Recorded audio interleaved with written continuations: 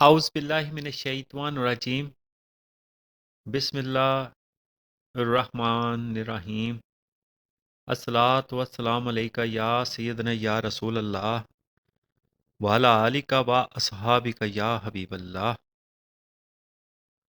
حقائق مصنوی مولانا روم رحمۃ اللہ علیہ کی ایک بار پھر بہت خوبصورت حقائق۔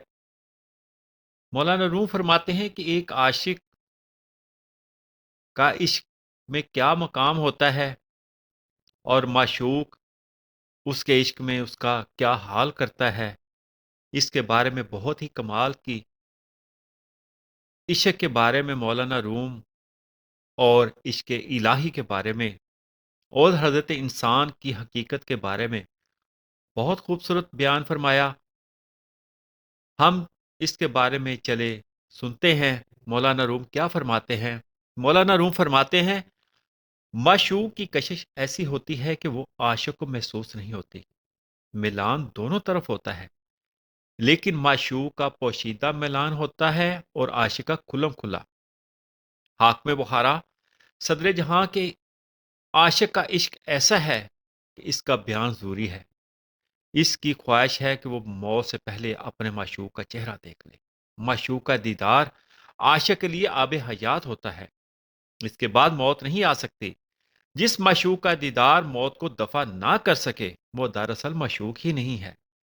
عشق کا صحیح کارنامہ تو یہی ہے کہ اس میں موت آ جائے۔ صحیح ایمان کی علامت یہی ہے کہ اس میں جان قربان کرنا اچھا لگے۔ اگر ایمان میں یہ کیفیت نہیں ہے تو وہ ایمان ناقص ہے۔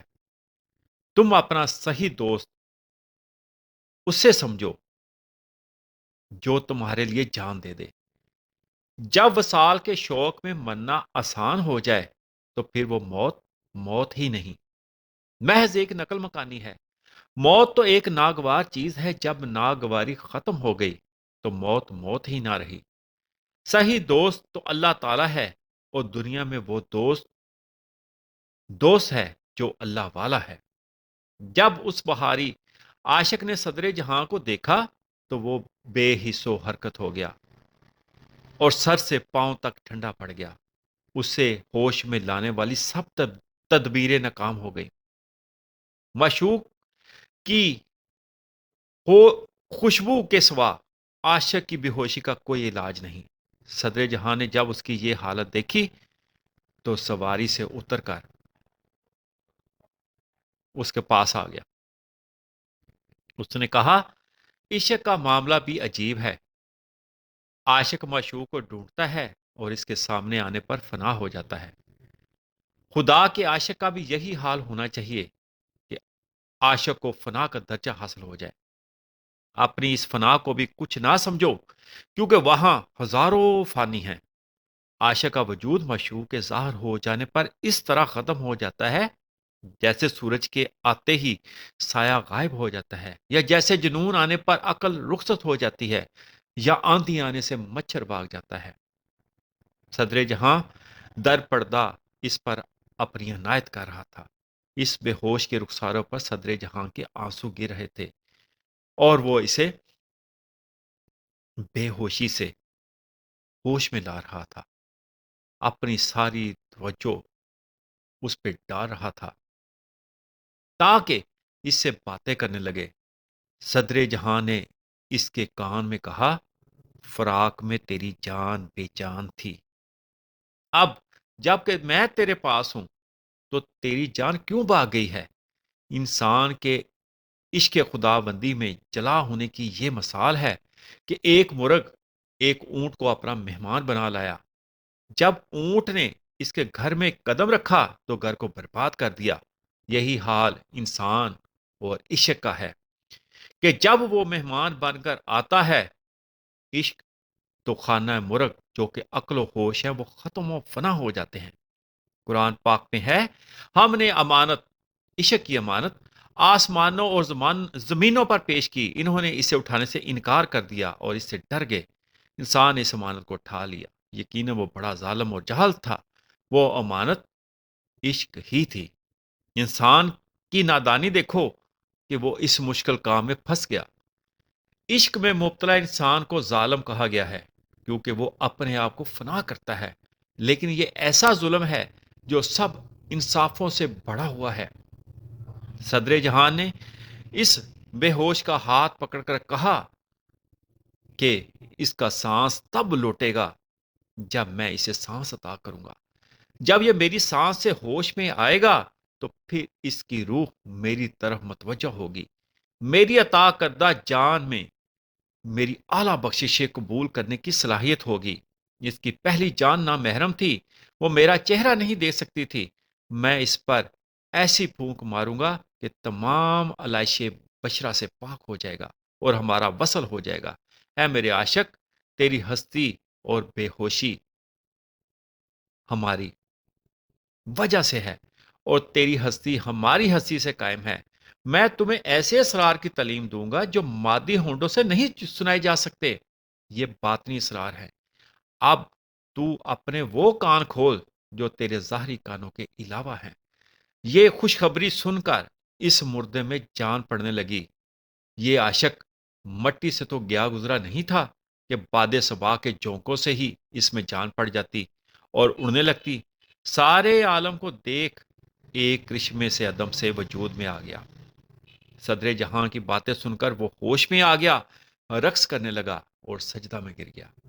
اس مدہوش نے ہوش میں آ کر صدر جہاں سے کہا کہ آپ کی ذات میرے لیے انکا ہو گئی ہے، میں تو اس آرزو میں بے ہوش ہوا ہوں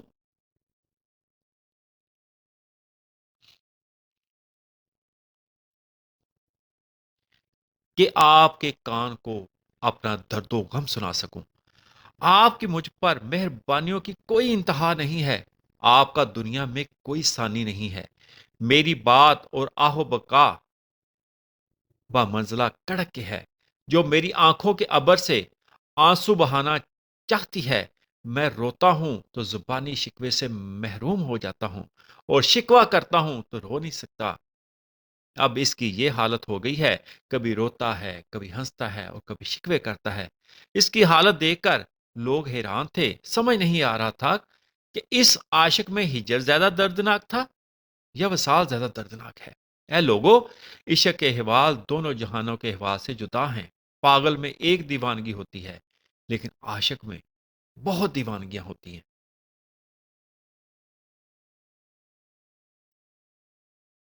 عشق خود ایک پوشیدہ چیز ہے، لیکن اس کے آثار بہت کھلے ہوئے ہوتے ہیں۔ انبیاء باوجود اپنی بلندیوں کے اس کی تمنا کرتے رہے ہیں۔ عشق ان کے ساتھ جمع نہیں ہو سکتا۔ اگر عشق کی اپنی کوئی زبان ہوتی تو وہ اپنا اور عاشقوں کا حال بیان کر سکتا، کوئی دوسرا عشق کی حقیقت بیان نہیں کر سکتا۔ مولانا روم فرماتے ہیں کہ چونکہ میں عاشقوں کا محرم راز ہوں، لہذا عشق کی حقیقت سمجھانے کی کوشش کرتا ہوں، لیکن میری یہ کوشش ایسے رائے گاں ہے جس طرح پنجرے میں پھونک بھرنا۔ اے رومی، تیرے عشق کی حقیقت کو بیان کرنے کے دعوے تیرے پراگندہ خیال ہیں جو شب کی بے چینی کے اثرات ہوتے ہیں۔ تو پہلے کوئی محرم تلاش کر، پھر اس سے بات کرنا۔ تو خود عاشق اور مست ہے اور زبان چلاتا ہے، یہ تو بڑی حیرت انگیز بات ہے۔ جب تو زبان عشق کے ناز و انداز کا بیان شروع کرتا ہے تو آسمان اللہ کو پکار کر ان رازوں کے مخفی رہنے کی دعا کرتا ہے، لیکن عشق کے راز کو چھپانا ایسا ہی ہے کہ جیسے کوئی چنگاری کو روئی میں چھپائے۔ میں عشق کو چھپانا چاہتا ہوں تو عشق میرے کان پکڑ کر کہتا ہے کہ مجھے چھپا کر دیکھ، تو کیسے چھپا سکتا ہے؟ میں اسے کہتا ہوں کہ اپنے آپ کو پوشیدہ کر لو، وہ کہتا ہے کہ یہ ممکن نہیں ہے۔ میری مثال اس شراب کی سی ہے جو مشقے میں مقید ہے اور اس کے اثار سرے محفل نہیں ہیں۔ میں بھی روح میں مقید ہوں، لیکن اثار کھلے ہوئے ہیں۔ عام شراب پینے والا شرابی کبھی سیر نہیں ہوتا اور ہمیشہ پیتے رہنے کا خواہش مند ہوتا ہے۔ جب ظاہری شراب کی یہ صورت ہے تو شراب عشق سے کیسے سیری ہو سکتی ہے؟ عشق کی جستجو کرے گا تو وہ تیری روح کے لیے آب حیات کا کام کرے گا، اور تیرا بدن اس کے لیے جام بن جائے گا۔ جب عشق توفیق کی شراب کو جوش دیتا ہے تو پھر ابریق کے بدن پارا پارا ہو جاتا ہے، اور وہ علائق جسمانی سے آزاد ہو جاتا ہے۔ اب یہ کیفیت ہوگی کہ عشق، عاشق اور معشوق میں اتحاد ہو جائے گا۔ پانی اور ساکی اور مست ایک ہو جائیں گے۔ اگر یہ اتحاد تیری سمجھ میں نہیں آتا تو تردید نہ کر اور معاملہ اللہ کے سپرد کر دے۔ انگور کے شیرے کے تمام خواص ساکی کا پرتو ہیں۔ انسان اچھی طرح جانتا ہے کہ کوئی کام کام کرنے والے کے بغیر وجود میں نہیں آتا، تو لا محالہ ایک ذات ہے جو ان تمام چیزوں پر تصرف کیے ہوئے ہے، اور وہ یقیناً حق تعالیٰ کی ذات ہے۔ ایک جوان کسی عورت پر عاشق ہو گیا، لیکن اس کو کسی طرح اس کا وصل میسر نہیں آتا تھا۔ وہ بے دل، پریشان، دیوانہ ہوا پھرتا تھا۔ عشق انسان کے لیے ابتدا ہی سے خونی ہوتا ہے اور پوری پوری دشمنی کرتا ہے، تاکہ کچا اور نااہل ہے تو بھاگ جائے۔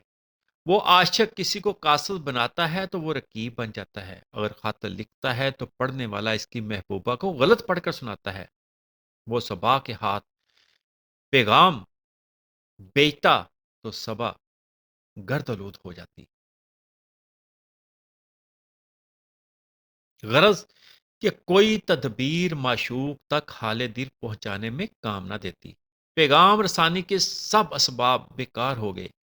محبوب کا انتظار اسے مغموم بنا دیتا، اور اسی طرح اس پر مایوسی طاری ہو گئی۔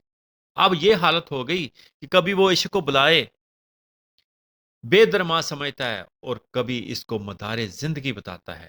کبھی اس پر خودی کا غلبہ ہوتا ہے اور خواہشات پیدا ہوتی ہیں، کبھی بالکل فنا کے درجے میں پہنچ جاتا اور اپنے وجود ہی کو بلا بیٹھتا۔ کبھی تنہائی وحشت میں گریہ زاری کرتا، اور کبھی محبوب کے خیال سے باتیں کرتا رہتا۔ جب وہ اپنے وجود کو فراموش کر دیتا تو محبوب سے اتحاد کا چشمہ جوش مارتا۔ بے سر و سمانی اس کے لیے موجب راحت بن گئی تھی۔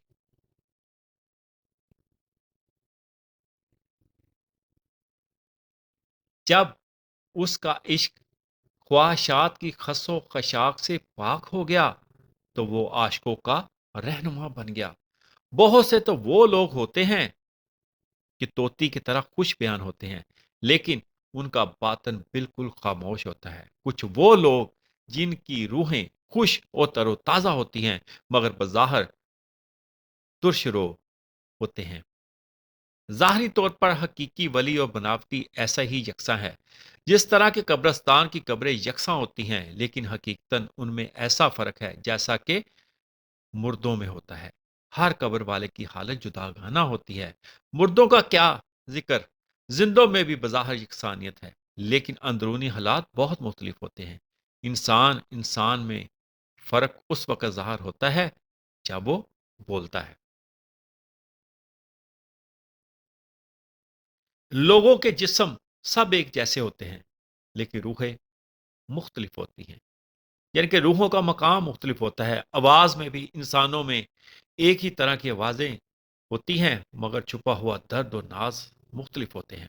جو شخص اصل حالت سے واقف نہیں ہوگا وہ ایک جیسی آوازوں کی وجہ سے سب کو ایک جیسا ہی سمجھے گا۔ درختوں کا ہلنا بھی بظاہر ایک جیسا ہی ہوتا ہے، لیکن ایک کا ہلنا کلہاڑے کی چوٹ کی وجہ سے ہوتا ہے اور دوسرے کا باد صبا کے جھونکے کی وجہ سے۔ اگر انسان میں خود امتیاز کرنے کی طاقت نہیں ہے تو کسی صاحب بصیرت سے مشورہ کر لے، کسی کو پہچاننے کے لیے اس آدمی کا سہارا لے جو خوش دماغ اور جو عاشقوں کی آنکھ کی پہچان رکھتا ہو۔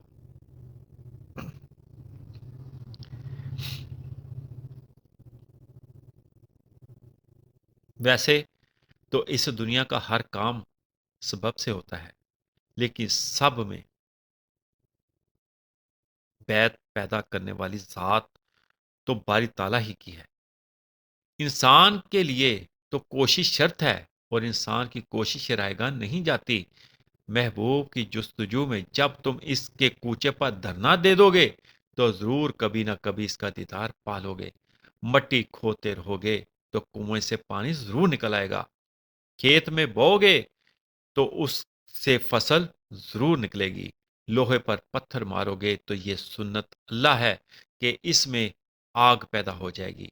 वो लोग बदबख्त होते हैं जो सुन्नत इलाही को पेश नजर नहीं रखते और नादुल वकूफ बातों पर ध्यान देते हैं।